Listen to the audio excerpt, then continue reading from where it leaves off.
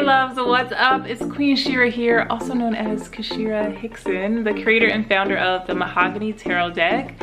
This is our deck here, the Mahogany Tarot. It's a little glary right now, but hopefully you can see it. But yes, this is our Mahogany Tarot deck, and I'm creating this video to share with you how I created my own tarot deck and how you can create your own tarot deck. If you're an artist or creative and you've always wanted to create a tarot deck or oracle deck, this is the video for you. So let's jump right in. So you guys, first I'm going to start with the inspiration behind why I created my tarot deck.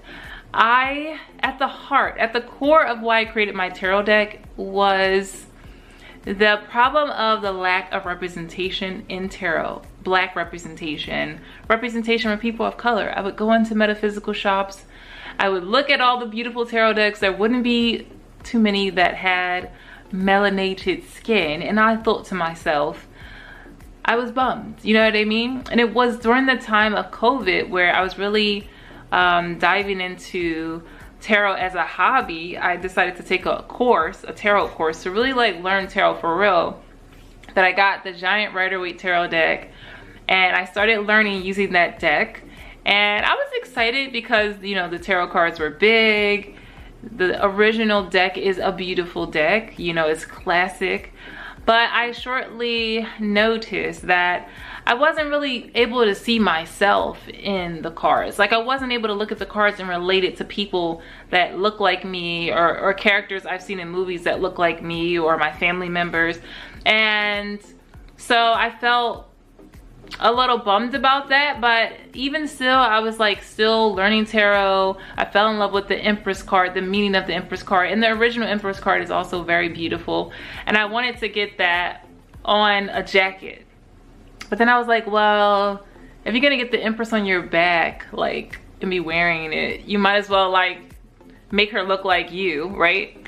So that prompted me to go in Photoshop and start working on an Empress card, and like drawing features that look like mine and look like people in my family. And like the result was so beautiful. So I was so like shocked at how gorgeous she came out that I was like, you know what? Let me do all the other cards. And that's how Mahogany Tarot was born. So yeah, I think my main goal when I created my deck was to create more selections for people of color, not to replace the original, because the original is always going to be a classic, but to add options, you know what I mean? And I also have a world version coming out too, and in this version there are all races. You know, we have white, sorry, I know I'm gonna have to show you guys a picture, but white, black, Spanish, Indian, Asian. So yeah, a truly diverse version of the Rider-Waite, which I'm very proud of. I'm so proud of this deck, and I'm proud of the original. So let's jump into how to start the process of creating your own deck. The first thing you're gonna have to do is have a great idea. Like, what's your idea? What's your vision? What's your passion? Like, is there anything out that's not out there that you think should be out there? And also, you kind of have to gauge interest. I don't know, this is part, because like as artists, we're just like, ooh, this would be cool. But you do kind of have to make sure there's a market for it, because the last thing you want to do is buy 1,000 of something and then nobody buys it. So really making sure that your idea is unique and is something that's like, it's solving a problem or filling a void, or, you know, like the deck is for a certain group or a certain niche. Okay, so once you know exactly what your concept is, obviously you're gonna have to map out, you know, how many cards you're gonna be providing. Is it gonna be 54? Is it gonna be 64? Is it gonna be 78? Is it gonna be tarot based? Is it gonna be oracle based? So you kind of have to decide like what you're gonna do. Once you know how many cards, then that's when you start thinking about the artwork and start working on the artwork.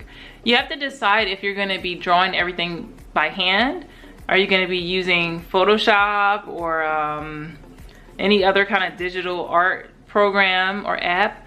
Also, people are doing AI decks nowadays, so that's a definite possibility, right? You can also hire an artist.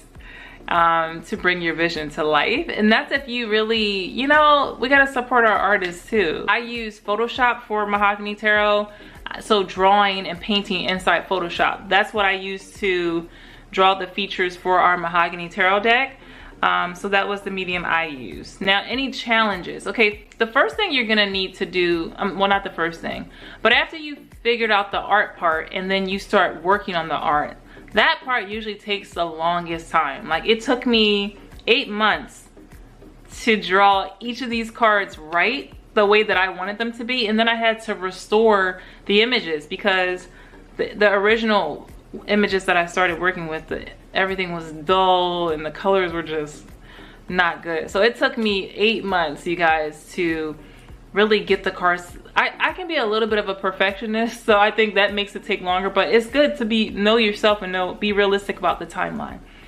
So once I finished the artwork, so why don't you realistically write up a timeline for how long it's going to take you on a schedule. Like, how many cards are you trying to finish every week? Because that'll be good. That way you can kind of gauge when your product is going to be done artistically.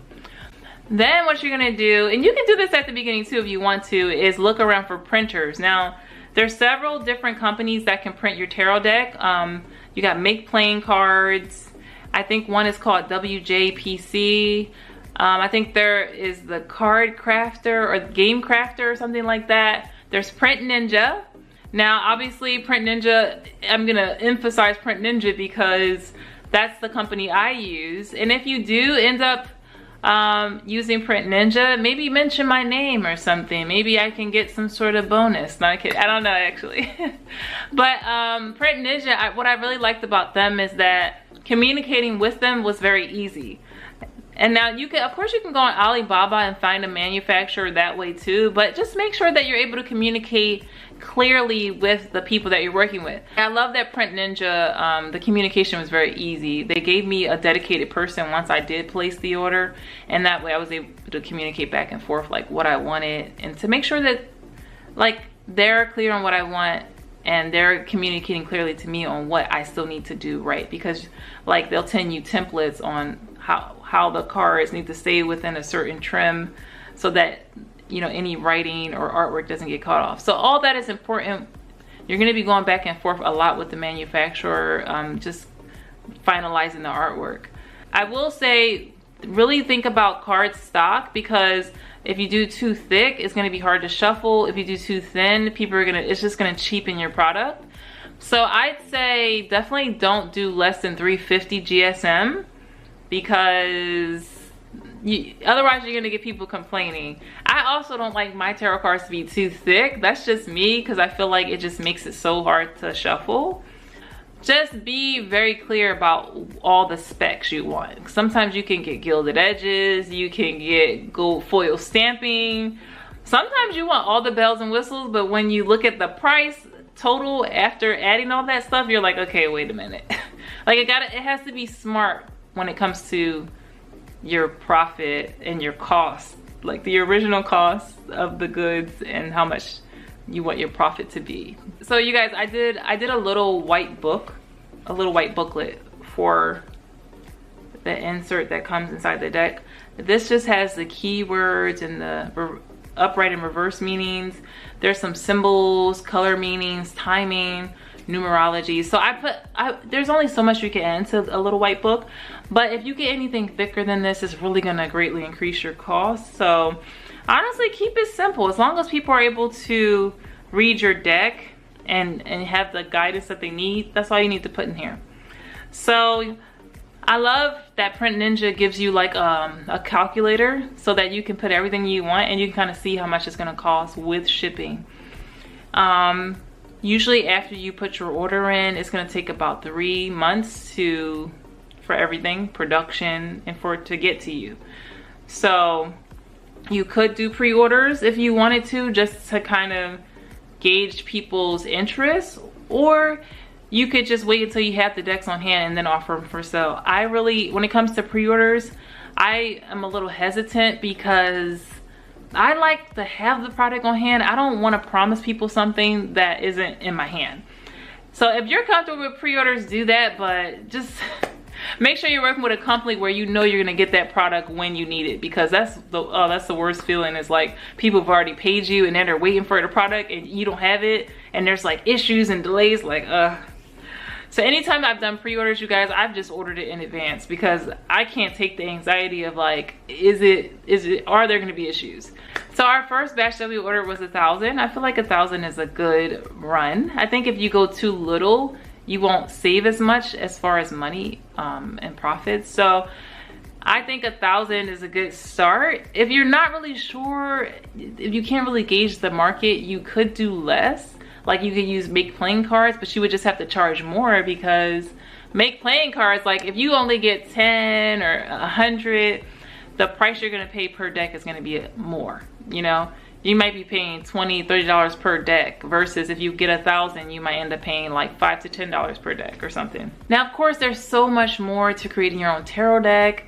I do offer one-on-one sessions via mahoganytarot.com, where you could just book a 30-minute session with me, or an hour session. Ask me anything that you possibly can think of in regards to creating your own tarot deck. I also created an ebook, if that's like an easier way for you to learn.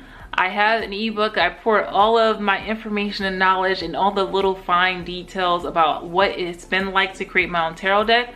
That is very affordable, and it's also available on my website. And yes, I just want to inspire you all to bring your vision to life, create the product of your dreams. And especially for people of color, people that are not that represented in the spiritual community and tarot, like, it's very important that we help each other to put these things out here. And honestly, if you really feel called to get your deck published, but maybe through a traditional publishing house, hey, go for it, shoot for it, because really I feel like it's all needed. The gifts that you've been given, the ideas that come to you, they're meant to be shared with the world. And so go ahead and do that. Don't be afraid. Don't let fear hold you back, doubts. You pitch your ideas to a traditional publishing house, you could go that route. Self-publishing, like I said, you are gonna have to learn so much about marketing and you know, making sure the first and most important thing is designing a quality product. Like that's my main concern. I just want to make sure the product is good, you know. I want people to buy this deck and feel like, wow, this is a solid product. You know what I mean? That was the most important thing to me. Everything else is really just putting yourself out there, talking about your product, and sharing sharing the story behind you and your brand with the people that you're selling to. All right, you guys, so that is pretty much it. Please let me know if I left anything out, or if there's anything else that you would like me to share. And I will see you guys in the next video. Much love. Peace.